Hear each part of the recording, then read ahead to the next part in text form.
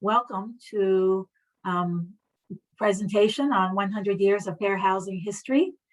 I know we build this as a lunch and learn, but you're on your own for lunch. So if you want to turn off your camera and chew away on your sandwich, feel free to do that. The Catalyst Endowment Fund is hosting this program today, but we are happy to welcome members of both the Latino Endowment Fund and the Black Giving Circle Fund, as well as other staff people from the Hartford Foundation. My coworker, Michael Watterson, and I were delighted to connect with Fanula Darby Hudgens and Rashida from the Connecticut Fair Housing Center about, first of all, talking about their bus tours that we have done in the past and enjoyed, and what were they doing these days in lieu of bus tours. So I'm very happy to welcome them today and to introduce Fanula to be our presenter. And the format really is sort of like a webinar. Fanula has a presentation. She's going to share her screen and share the information. And she will wrap up about 10 minutes till 1, and we will have some time for questions at the end that you can ask yourself, or you can put in the chat or whatever. We do have the chat open, so feel free to add comments or questions, but don't be too distracted from Fanula's presentation. So I'd like to turn it over to you now, Fanula, and thank you so much for being here. Great. Thank you so much for that warm welcome, Betty. And thank you so much to the Catalyst Endowment Fund for this opportunity.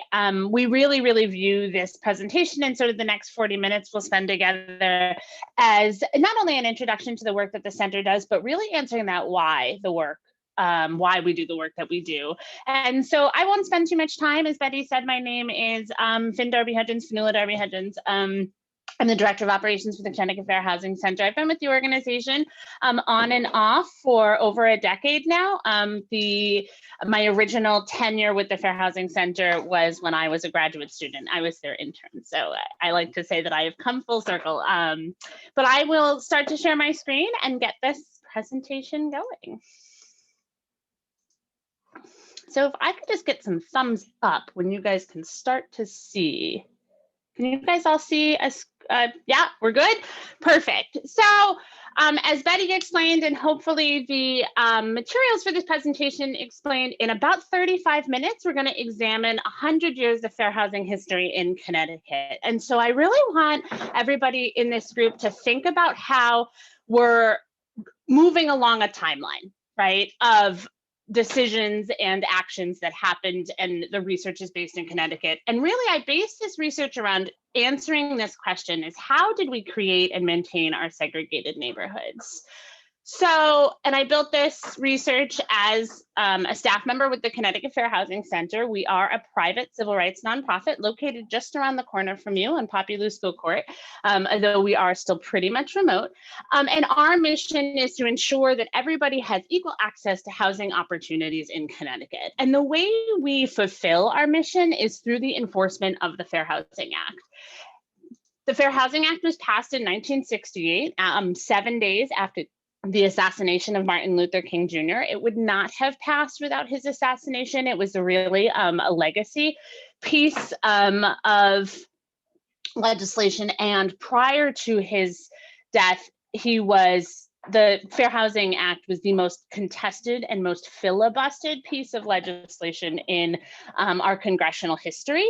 Additionally, what I found really interesting in some of the writings about the passage of the act is that it was so contentious, even after he was murdered, even after Martin Luther King Jr. was murdered, that drafts of the Fair Housing Act had to be snuck in and out of Congress so that they wouldn't get edited.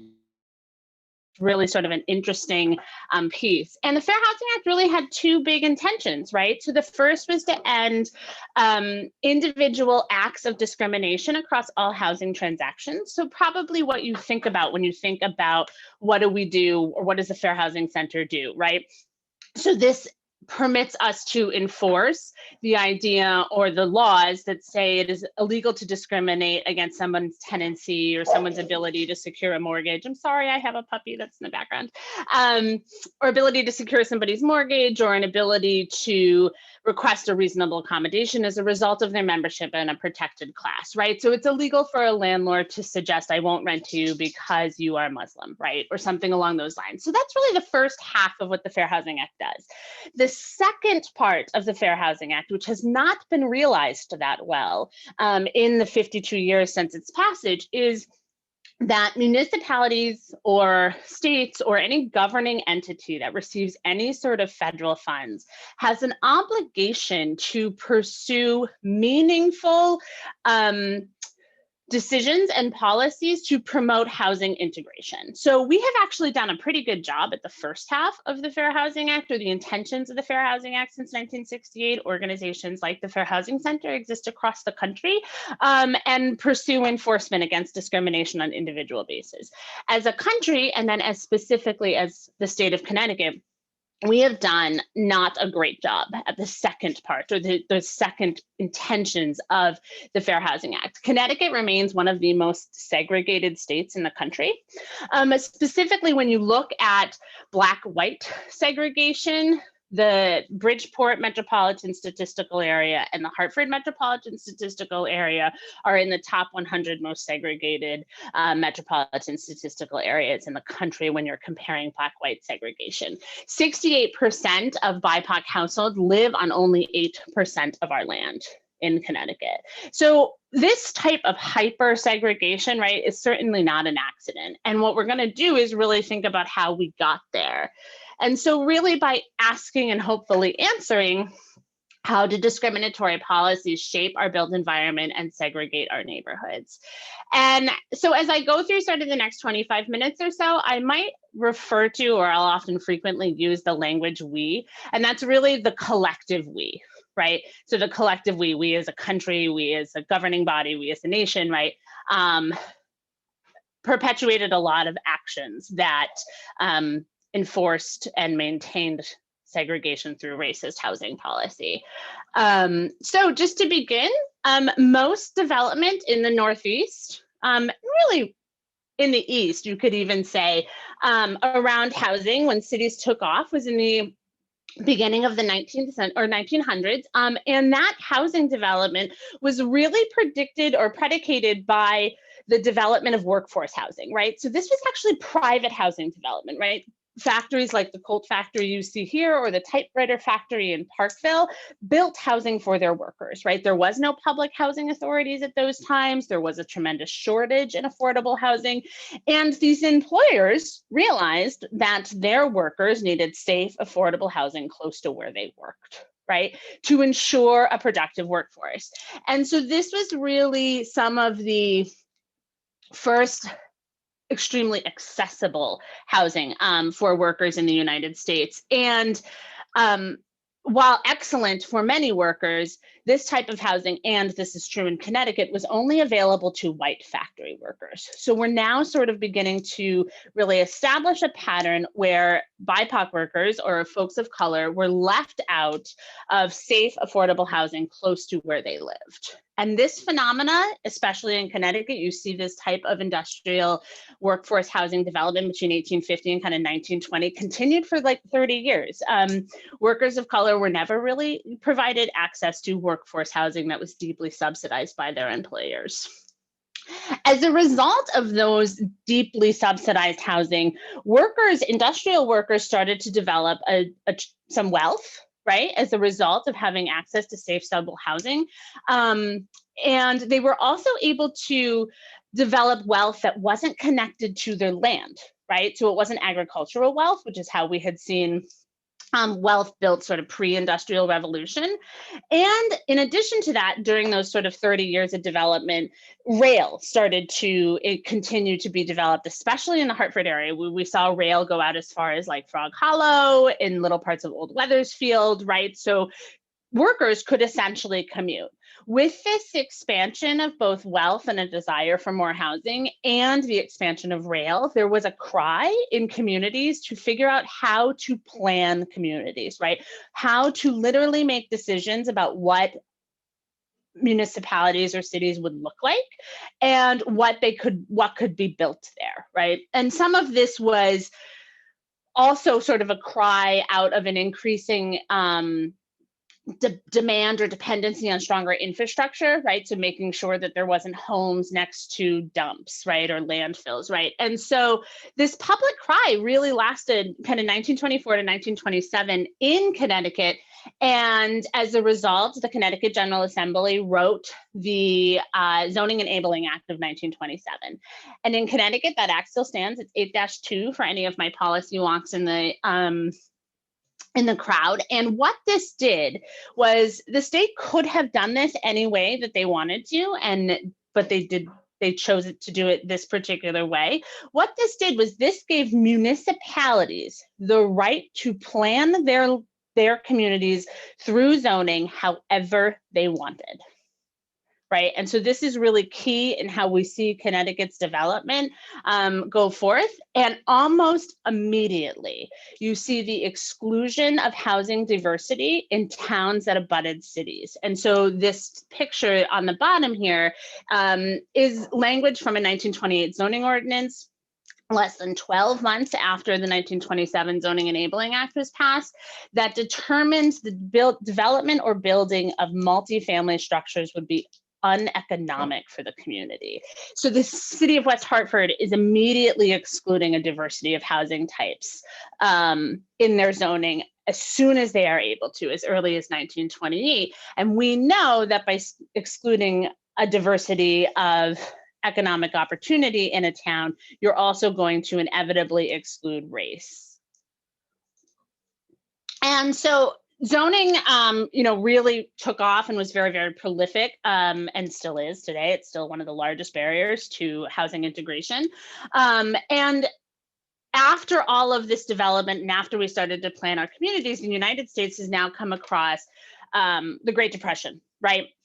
And we're really in this sort of crumbling time of economic woe and worry. And the federal government is very, very concerned about the loss of all of the housing development that took place kind of from 1890 throughout the 1920s. And a lot of it is brand new development, right? So you, again, think of Frog Hollow, or a lot of Parkville was built in the 1920s. And so the federal government wants to figure out a way to save all of this new development, essentially from what we know today as being foreclosure. And so to do this, they create two agencies in the 1935 Housing Act. One is the HOLC, or the Homeowners Loan Corp, and the other one is the Federal Housing Administration. And the Homeowners Loan Corp is charged with a mission to figure out how to secure federal investment in the mortgage industry. So if the federal government is going to come in and save homes from foreclosure, then they need to ensure that their investment is secure, and the department, the HOLC, the Homeowners Loan Corp, is charged with the mission to figure out how to do that. And the way that they figure out how to do this is by developing security maps, what we know today as redlining. And the Homeowners Loan Corp drafted universal standards for investment. And originally these were designed for mortgages that they were going to save from foreclosure, not the traditional way we think about mortgage today. And HOLC workers went around across the country and graded neighborhoods based on not the quality of the housing stock or the access to transit or the close to jobs or the quality of the schools, things we look at today. They graded neighborhoods based on who lived there. And in non-white neighborhoods were downgraded, which means that the federal government made a decision to not provide them with some of the economic relief that was a part of the New Deal because it was considered uneconomic. This is a phenomena we are actually seeing today with some of the COVID relief funds, not making it into neighborhoods of color at the rate that they're making it into white neighborhoods. And so this phenomena actually continues today. You can see down at the bottom of this slide that picture that shows the text from one of the HOLC maps in the north end of Hartford. And the presence of people of color is 66%, which is suggesting that the neighborhood should be downgraded. That area D1 is actually the north end of Hartford that we know today. Redline neighborhoods never recovered, right? They have yet to recover. Redlined neighborhoods that were redlined in the 1930s still have extremely low home ownership, are often completely racially segregated, and often cut off from the very cities they're a part of. While the federal government did not participate in redlining for very long, other agencies went on to use these maps for decades, and they adopted the uniform appraisal methods of the HOLC for decades to come, right? So we know, we have some confirmation that even places like Nationwide used redlining maps throughout the 80s. So insurance companies, banks used this method of assessing investment risk and opportunity of investment based on who lived there. And what we'll learn kind of throughout this presentation, and what I hope that you're already beginning to see, is that while discriminatory policies in housing towards people of color may be outlawed almost as quickly as they are created, the practices of them very rarely go away. So during the recovery of the Great Depression, what also became very, very clear is that there was a tremendous shortage of housing, not unlike today, and really a tremendous shortage of housing for low-income people, but even moderate-income households, right? So not just the way we think today of extremely low-income people who live in sort of a subsidized housing, but that families really struggled to afford places to live, and even moderate-income families. And so in response to that, and as a part of sort of ongoing Great Depression and recovery and continuing the premises of the intentions of the New Deal, the 1937 Wagner-Stegall Housing Act was passed. This is actually more commonly known in the rhetoric as the Public Housing Act, right? So if you read and you hear something about that, that's what they're referring to. And this created the United States Housing Authority. Doesn't exist today. It's been wrapped up by HUD. But USHA was charged with essentially acting as a bank.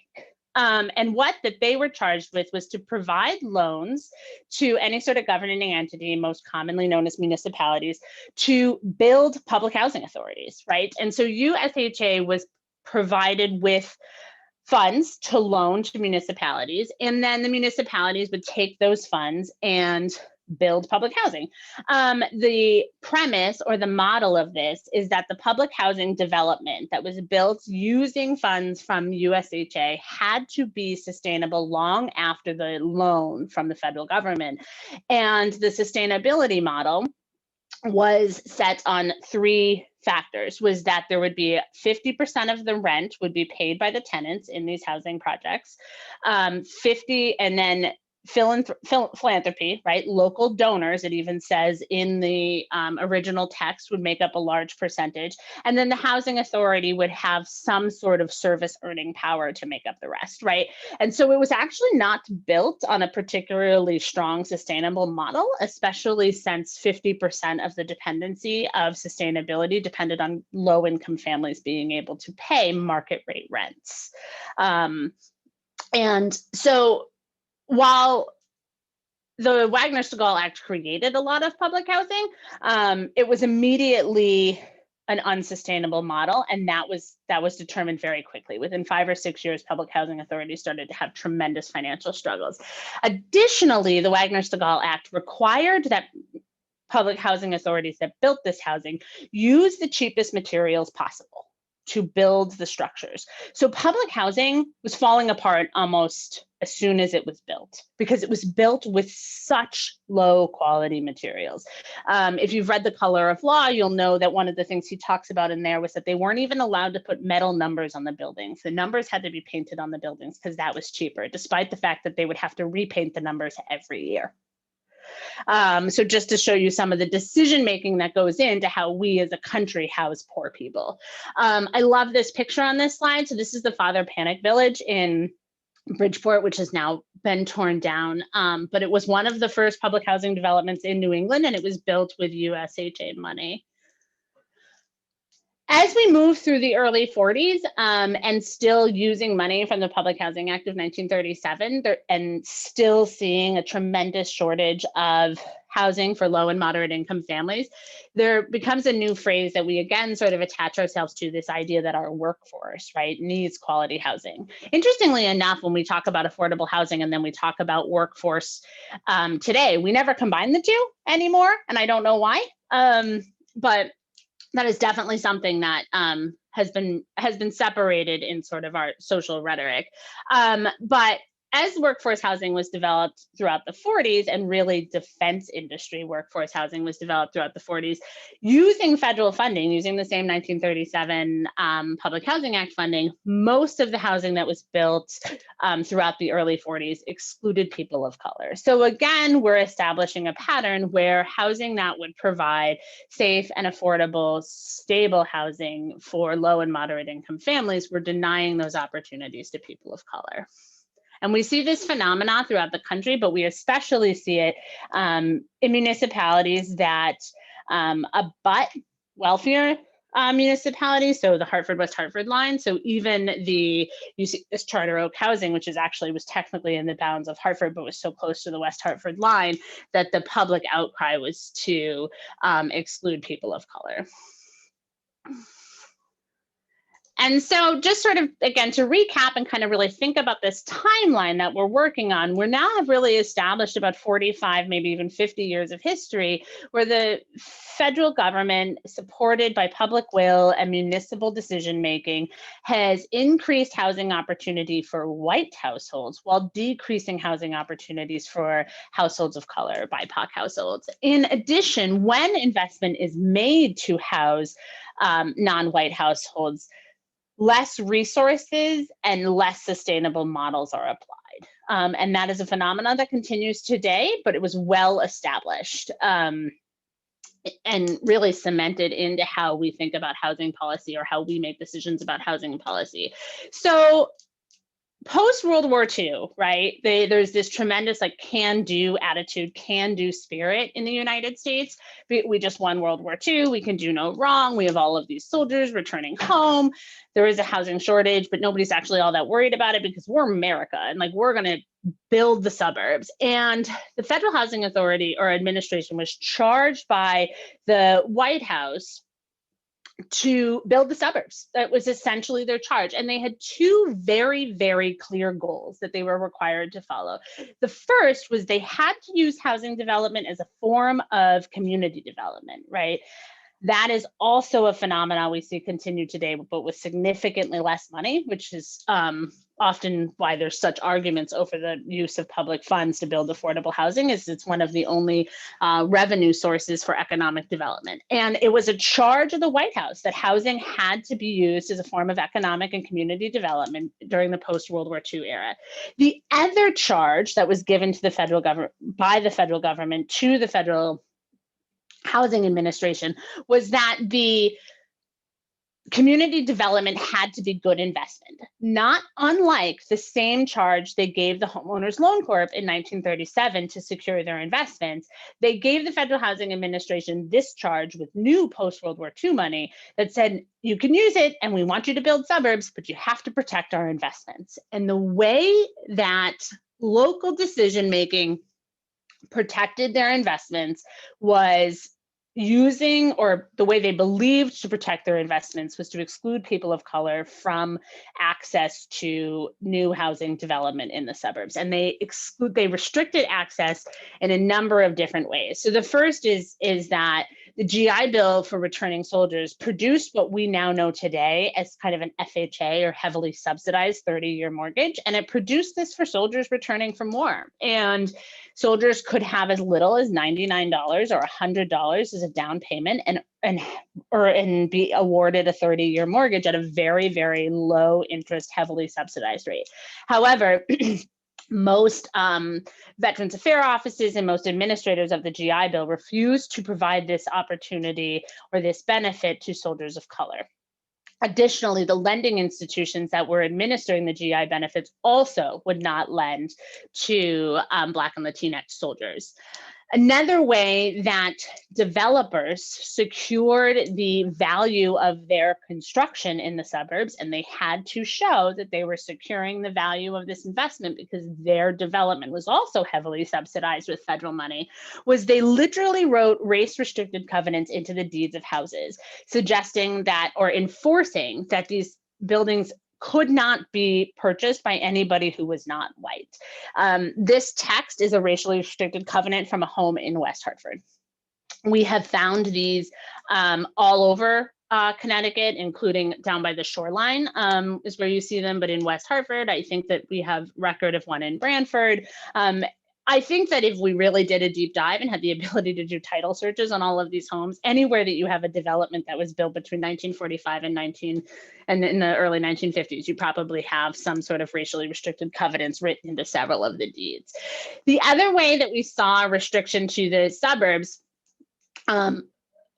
for people of color was through realtor practices. So the National Realtors Associations at the time came out with guidebooks for their agents that specifically instructed their agents not to mix neighborhoods, that it would have unintended and uneconomic consequences that would ruin the profit-making ability for realtors.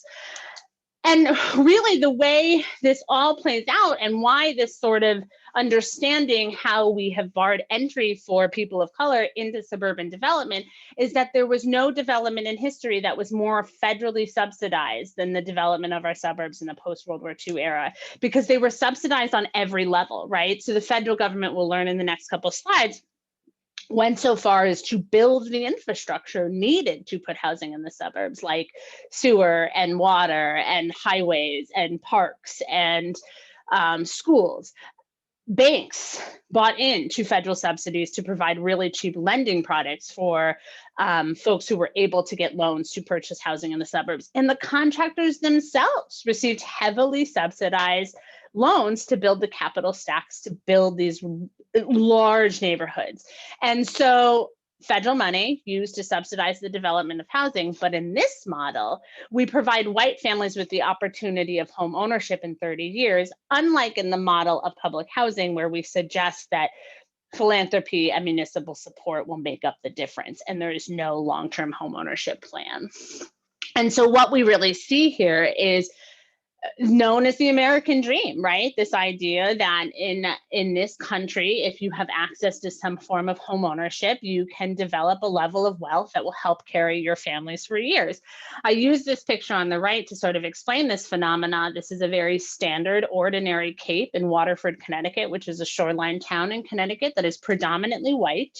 The house was built in the 1940s and originally sold for under $50,000 to its first owners. The house is now valued at over $300,000.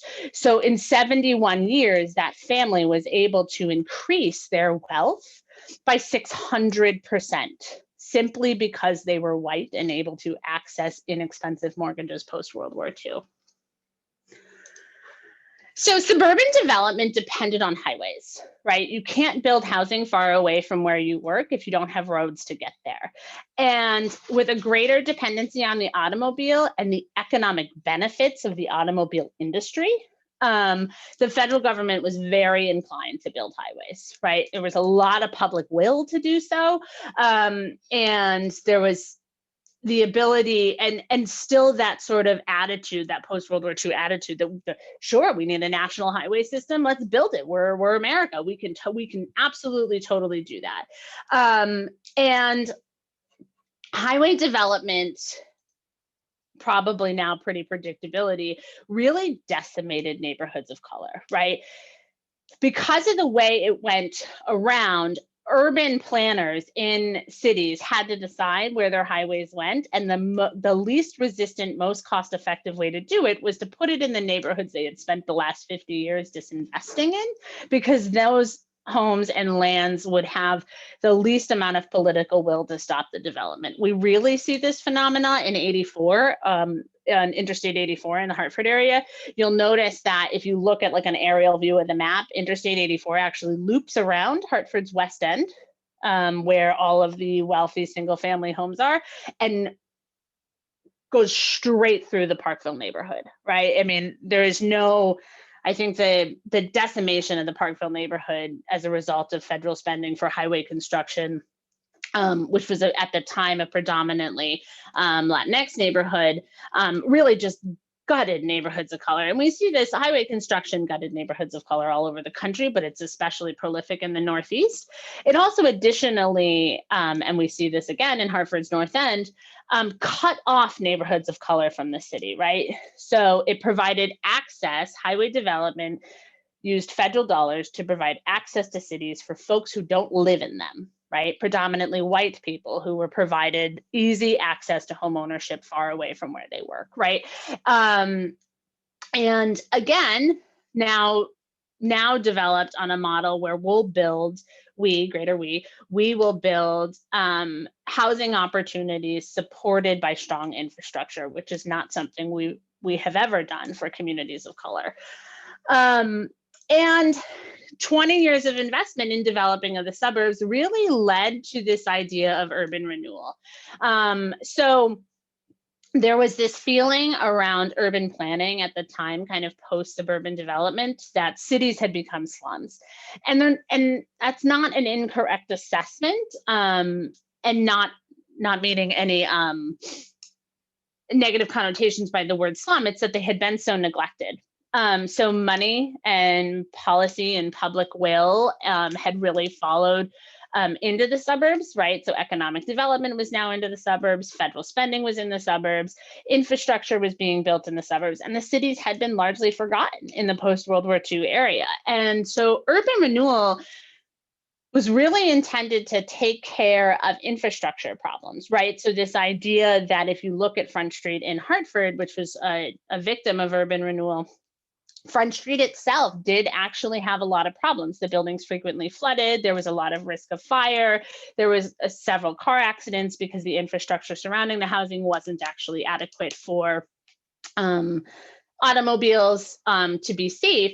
But what happened with urban renewal is that the federal government decided in this case they would only sponsor or support or subsidize clearance in the hopes for private investment to follow. Right, so they didn't build the way they built in the suburbs, they just tore down, right? And that was the goal, that was the explicit intent of urban renewal. Use federal money for public clearance to get rid of the quote unquote slums in the hope, the wish and the prayer that private enterprise would follow. It obviously never did in most urban renewal projects. In fact, I don't know of a single one where it really did. And urban renewal paved the way for automobiles specifically to easily enter and exit cities, and create urban centers that appeal to suburban residents. Most of my research is in urban renewal, so I have more pictures that I'll share in the next few slides, just because I like to share them and it's a part of my research. And that's why if it feels this section of the presentation is a little bit heavier, it's just because it's my area of research. So urban renewal was prolific all over the state of Connecticut, and it still is today. I mean, it still happens today. I mean, what we know traditional urban renewal really ended in the early 80s. And there's certainly a lot less federal money now in urban renewal, but the urban renewal projects beginning in the late 50s and throughout the 70s, billions and billions of federal money to tear down urban centers that were predominantly neighborhoods of color.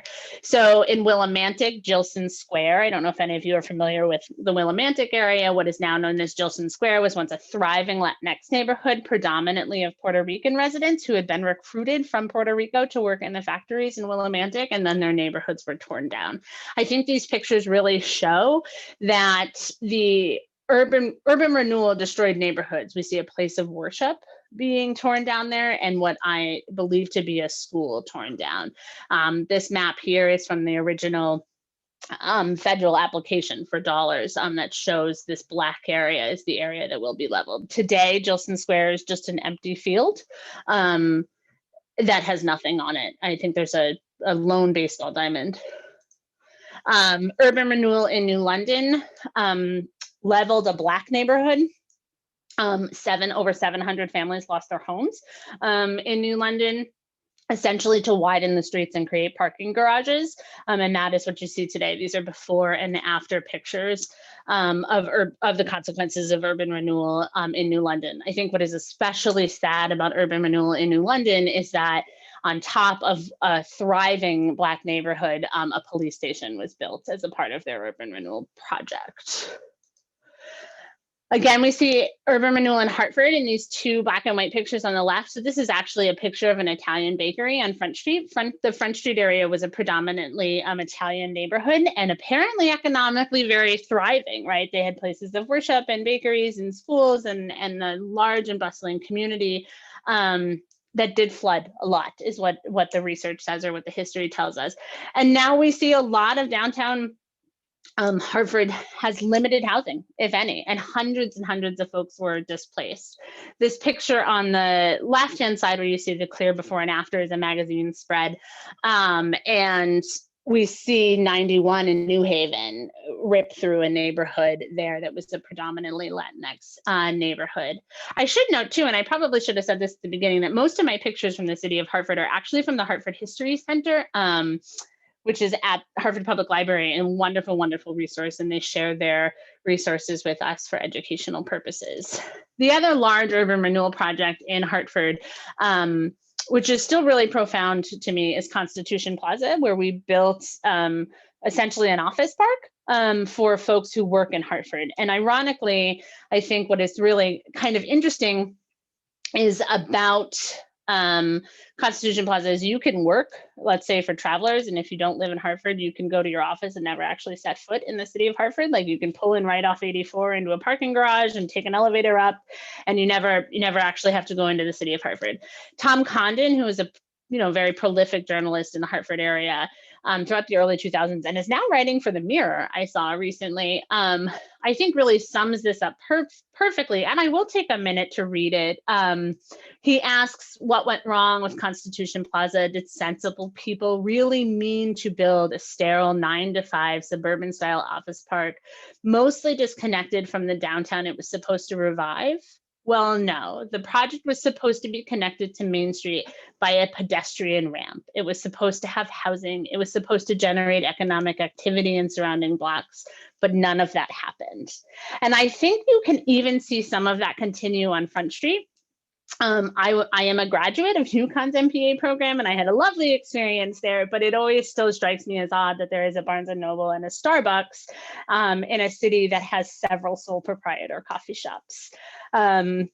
So I think that we still see some of that urban renewal gentrification happening. And I'll talk a little bit about that in just a few minutes. And so the outcomes of urban renewal was that housing was never fully placed. Again, when we invested in infrastructure for communities of color, we tore down their housing and depended on private industry to follow, which it never did. Private industry was already headed towards the suburbs and building places like strip malls and shopping malls and athletic centers. And so it never ever did. Displacement was only counted throughout 1967. The federal government stopped making it a requirement. So we actually don't know how many families lost their homes. The early counts are that it was about 15,000 households in Connecticut in the 60s were displaced as a result of urban renewal. And the housing was never replaced. This picture on the left here is of units that were built in New London, Connecticut, in Crystal Ave. They were actually built in the 60s. It was supposed to be some of the best family public subsidized housing. And it was in such disrepair that by 2000, it entered into a series of litigation, medical personal injury lawsuits as a result of the conditions in the unit. And it was emptied of the 124 remaining families in 2018. And so that sort of leads us into thinking about modern day housing policy and sort of what has happened into how we provide housing opportunities for low and moderate income families and how we provide housing opportunities for people of color.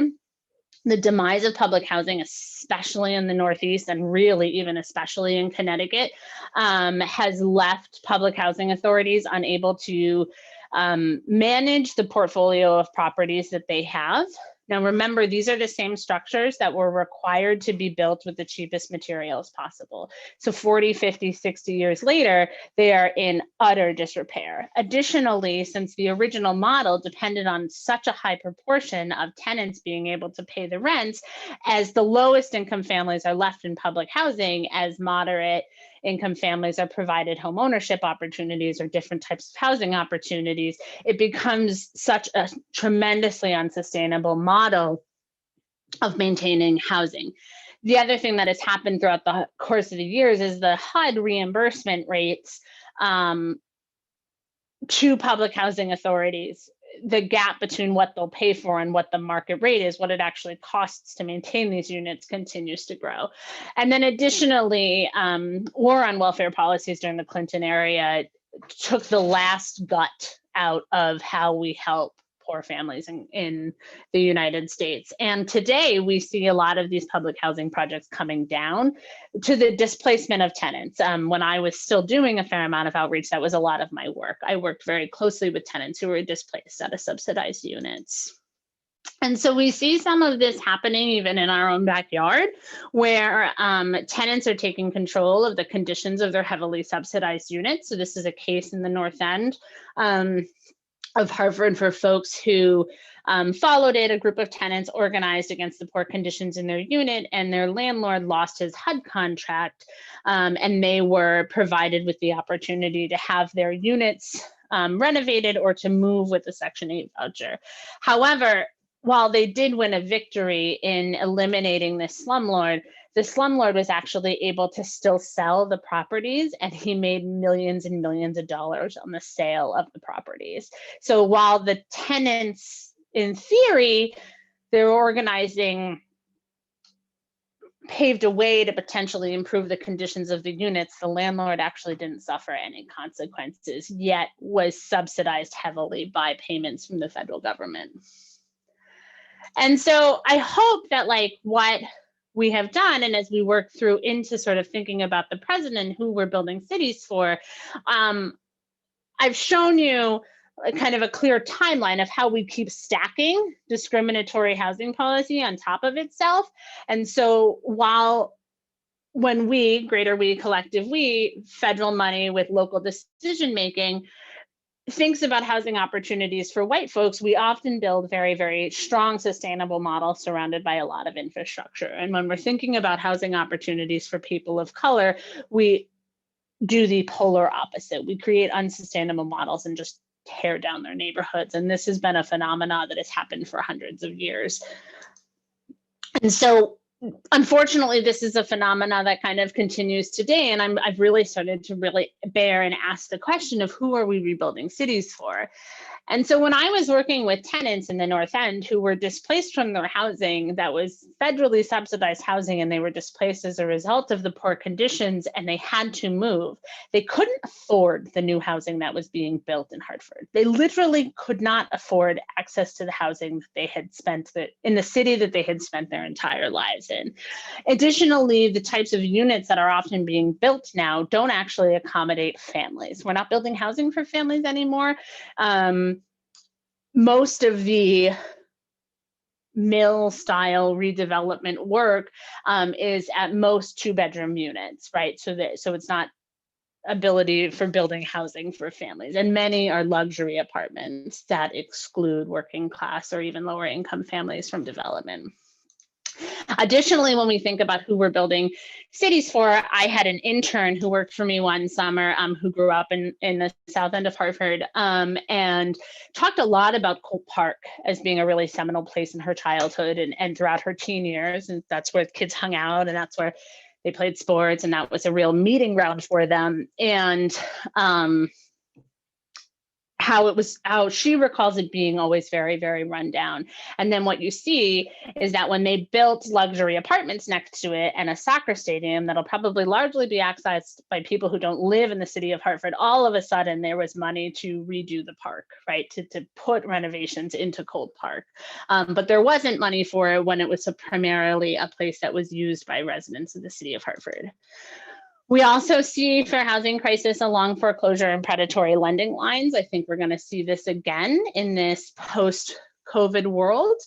And redlining still exists in our banks. Just a few years ago, the Fair Housing Center brought case against Liberty Bank for racist lending practices, and the case was settled very, very quickly. These are also other banks that have been found to have discriminatory lending practices. And as a result of this sort of decades and decades and decades of discriminatory policy, white households overwhelmingly own their homes. Overwhelmingly. In Connecticut, we see it almost completely 2-to-1. So white families in Connecticut only rent their homes 23.9% of the time, where Black families in Connecticut rent their homes 60.5% of the time, and Hispanic or Latinx families rent their homes 65.8% of the time. And why those really matter is when we think about things like housing stability. When there is things like an eviction crisis, people of color, especially in Connecticut, are going to be defendants in those eviction actions overwhelmingly over white folks. This also really came into play when during a pandemic, you absolutely need safe and stable housing to stay healthy, right? And safe from COVID-19. And what we found was that the pandemic has disparately impacted the BIPOC households, overwhelmingly across every measure, right? In job loss and infection rates and housing stability.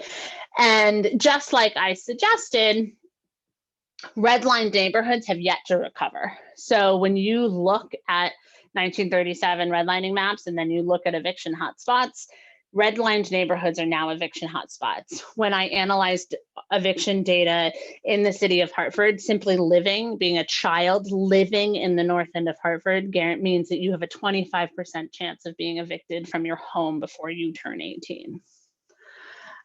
We see the same phenomena with zoning, right? Exclusionary zoning limits access to people of color from most communities in the state. And so the map, and this is on our website, you're welcome to click through these maps. So the map on the left shows where multifamily housing is permitted, which is the light blue boxes, and the map on the right shows where people of color live, which is the dark green boxes. And you can see, again, they mirror on top of each other.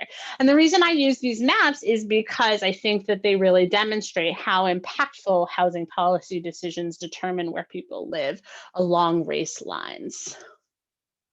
And because I find sometimes this presentation to be really overwhelming, I always like to conclude on a note of sort of asking everybody, what can we do? And the easiest way to sum that up is to support anti-racist work in whatever avenue or ability you're able to do so.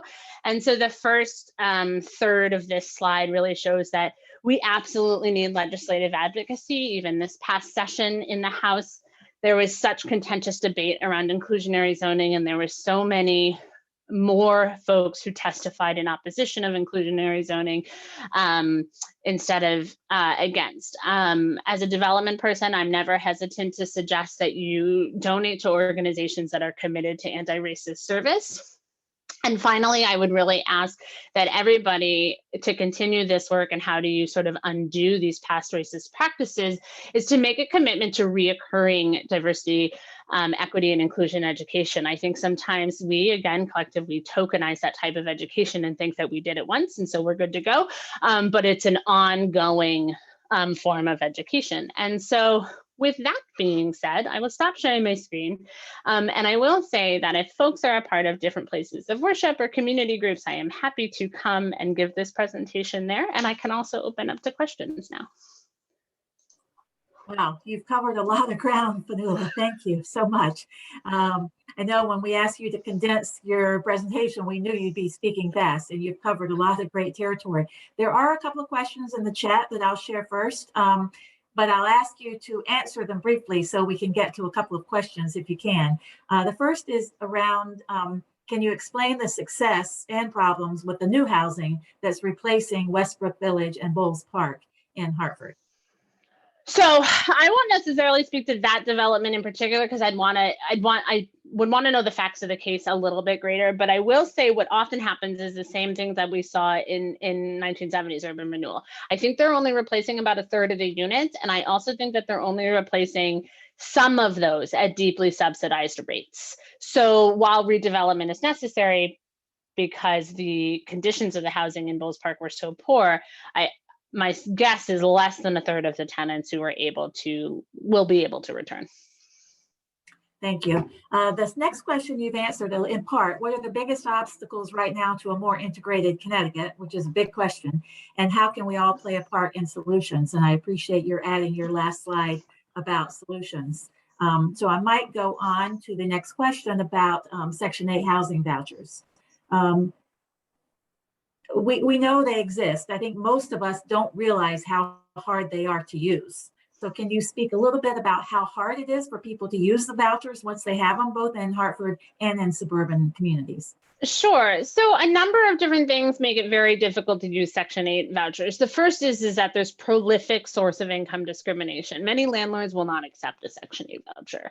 That is against the fair housing laws, and they are technically required to, but again, it's an enforcement action. So you need a tenant being willing and able to bring a case, right?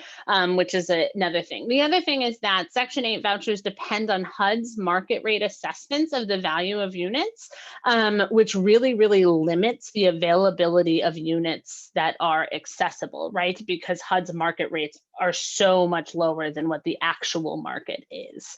So it limits the available housing stock, right? So, and then there is such tremendous paperwork burden with maintaining a voucher that we often see families lose their vouchers as a result of administrative procedure issues. Every single time you work a single hour of overtime, you have to alert to your voucher administrator that your income may have changed. And for folks who work shift work, that is really an impossible thing to overcome. And almost everybody who has a Section 8 voucher works. True. That reminds me, there was a great article in the Current earlier this year about a woman who fought a years-long battle with her Section 8 voucher and trying to find better housing. And I'll remind members on this call that on our Catalyst website at hfpg.org/catalyst2021, we have a list of articles, and that article is included there among many others that talk about housing inequities. One more question in the chat. Can you speak about newer gentrified neighborhoods in Hartford? What does that look like, and are they achieving the goal? Well, it depends on what your goal is, right? So, I mean, I've commented a few times throughout this presentation on the units on Front Street, and they're luxury apartments with incredibly high rents that are not actually accessible to low and moderate income families. And so they don't fulfill an affordable housing gap if that is truly the goal. If the goal was to clean up an industrial area that didn't have any public appeal, then perhaps we could argue that that goal was achieved, but it didn't create housing for folks in the city of Hartford, right? So again, you have to think about what are the competing forces. One thing that struck me, a slide you went through pretty quickly, but there was a slide that mentioned that incarceration affects men greatly. Evictions affect more women. And to me, that means women and children and families. So with the expiration of the eviction prevention that's been in place during COVID looming over us, we all are concerned to see what's going to happen next. Any thoughts or comments about the future of evictions? Yeah. So our office is tracking the eviction data very, very closely, and we pull it daily from Connecticut's judicial system. So we have a really good sense of how many evictions are being filed every single day. And an initial, and this is sort of in beta testing version, coding of that data suggests that 60% of defendants, or at least I think we could say 60% of defendants are women, and likely women with children. So we are definitely going to see tremendous displacement, I think, of single female-headed households and their children. My estimates of the eviction crisis, and again, I'm no economist, I just like playing with numbers. I still think that there's about 140,000 households in Connecticut who are behind on rent and at risk of eviction. The state's Unite CT program, which is our emergency rental assistance program, has only, I could look up at the numbers, but I think it's only assisted under 3,000 households at this point, and has only gotten about $20 million out the door. So there's a big gap in need. I think that we're headed towards an eviction crisis. It certainly is looking that way. One last question or comment in the chat actually is, what is your advice for getting people who don't know much about this issue to actually pay attention and care? I think you have to start with baby step education. And I actually just saw my colleague and friend Cesar Alleman on the call, and he also does a lot of this work with us. And I really think you have to start with forums like this. I think that most people do not want to feel an individual responsibility for racism. And so when you start to put it into the context of really lots and lots of decisions have been made both at an individual and at a local and at a state and at a federal level that have brought us here, it allows people to make some action, but it has to start with education. If you don't know where you've been, then you don't know where you're going. That's actually a good line to end with, because I think this historic perspective is very helpful to all of us to kind of understand where we've been so that we can figure out where we're going. I do also want to give a shout out to Cesar Alleman because he's the one that introduced me to the Connecticut Fair Housing Center several years ago when he worked there and hosted a bus tour for us. And so I thank him for being on today. But Fanula, thank you so much for all of this information. If nothing else, it does spark our interest in learning more. I want to thank everyone who took the time to be on today for an hour because it shows that we are people that are trying to learn more and care and make a change. I think we all have connections and contacts in our communities that we can encourage to get involved and to pay attention and to learn more. So thank you so much for being willing to do this for all of us. I learned a great deal, and to honor our time, unless someone else has a burning comment or a closing remark, I will say thank you, and we'll get on with our day. Thank you again for this opportunity. Have a lovely afternoon, everybody. Thank you so much. Bye-bye.